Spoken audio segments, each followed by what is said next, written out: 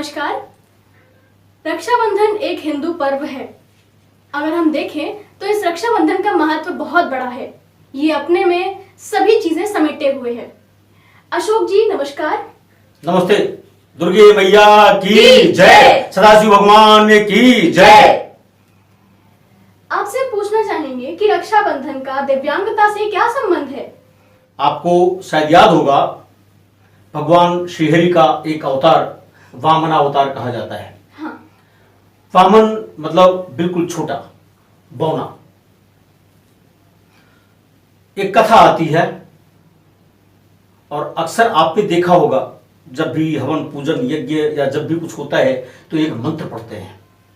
ये न बद्धो बलि राजा दानवेंद्रो महाबलः तेन त्वाम प्रतिबद्धनामि रक्षे माचलः। एक बार बलि राजा, जो दानवों के राजा थे, महाबली थे, यज्ञ किया। और जाने क्या होता था, जब भी यज्ञ कोई भी करता है, चाहे वो सुर करें चाहे असुर करें या ऋषि मुनि करें, इंद्र भगवान हमेशा डर जाते हैं। वो तुरंत भागते हुए श्रीहरि के पास गए, बोले प्रभु बचाओ, शरणागत हूं। क्या हो गया? श्रीहरि ने पूछा। कुछ नहीं, अरे वो राजा बलि है ना, यज्ञ कर रहे हैं, वो स्वर्ग पर अधिकार कर लेगा, फिर क्या होगा? और ध्यान किया श्रीहरि ने, उनको लगा नहीं बात में सत्यता है। श्रीहरि ने वामन अवतार धारण किया, पहुंच गया राजा बलि के द्वार। राजा बलि दानी था। जब ये पहुंचे, इन्होंने भिक्षा मांगी। उन्होंने पूछा क्या चाहते हो? बोले 3 पग भूमि, इससे तो कुछ नहीं। शुक्राचार्य समझ गए मामला कुछ टेढ़ा है, इशारा किया। लेकिन बलि तो बलि, राजा तो राजा। संकल्प इसी को कहते हैं। दृढ़ संकल्पित तो हो करके राजा बलि ने कहा एवं तो 3 पग में धरती आकाश पाताल सब नप गया।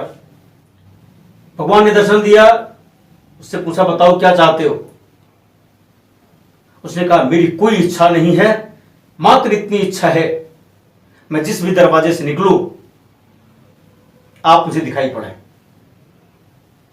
अब उनको 52 दरवाजों पर खड़ा होना पड़ता था।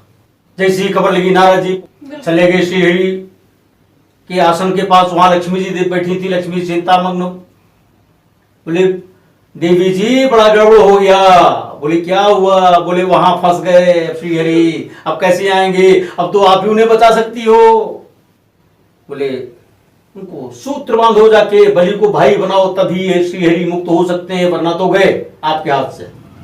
कहते हैं लक्ष्मी ने विधि अनुसार बलि को भाई बनाया और जाके रक्षा सूत्र बांधा। तब भाई प्रसन्न हुआ, बोले बहन बताओ क्या चाहती हो?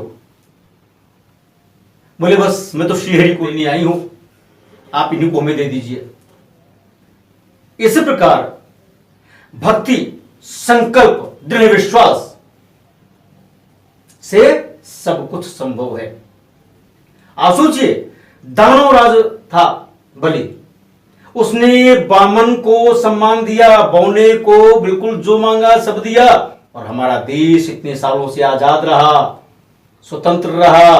दिव्यांगजन को कई बार लाठियां खानी पड़ी, लेकिन धन्य है मोदी जी और उनके कैबिनेट के डॉक्टर थावरचंद गहलोत जी, जिन्होंने RPWD एक्ट 2016 ला करके और उसमें बौनेपन यानी ड्वार्फिज्म को जोड़ दिया। और जोड़ ही नहीं दिया, बल्कि आरक्षण में भी शारीरिक दिव्यांगता के साथ 1% का आरक्षण भी दे दिया।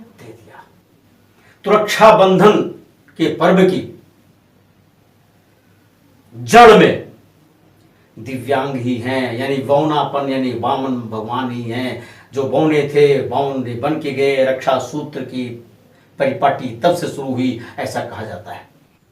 और शायद इसीलिए रक्षाबंधन का पर्व हमको वर्ष में एक बार यह याद दिलाने के लिए, वो भी श्रावण मास में पूर्णिमा के दिन आता है, जब हम वामन अवतार की बात करते हैं, आज RPWD एक्ट की बात करते हैं।